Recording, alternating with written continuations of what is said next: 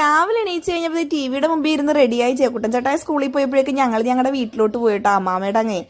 അപ്പൊ അമ്മീനെ guys. Hello guys, ഈ ദാവിദ് അമ്മീനെ തല്ലനാണ്.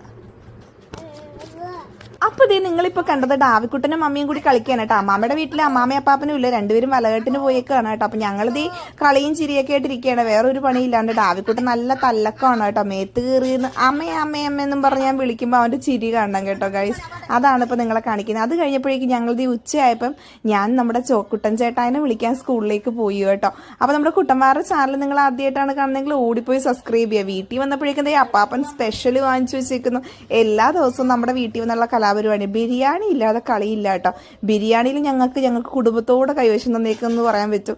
കാരണം ഈ ബിരിയാണി എന്ന് പറയുന്ന ഒറ്റയടിക്ക് എല്ലാ പരിപാടിയും കഴിയുമല്ലോ. അപ്പം ഞങ്ങളിതേ ബിരിയാണി കഴിക്കാൻ പോകണം കേട്ടോ. അപ്പം നമുക്ക് ചിക്കൻ ബിരിയാണി വാങ്ങിച്ചതായിട്ട് ചിക്കൻ ബിരിയാണി കഴിക്കാൻ പോകുന്നതാണ്. നമ്മുടെ ജോക്കുട്ടൻ ചേട്ടായിക്ക് സ്കൂളിൽ നിന്ന് വിട്ടു കഴിഞ്ഞപ്പോൾ ഞാൻ ചിക്കൻ ബിരിയാണി വാരി കൊടുക്കുന്നതാണ് കാണുന്നത്. അപ്പം നമ്മുടെ ചാനൽ ആദ്യമായിട്ട് കാണുന്നവർ ഓടിപ്പോയി സബ്സ്ക്രൈബ് ചെയ്യട്ടോ. അപ്പം അത്രയേ ഉള്ളൂ നമ്മുടെ വീഡിയോ. അപ്പോൾ അടുത്ത വീഡിയോ കാണുന്നവർ എല്ലാവർക്കും tata bye bye, thank you.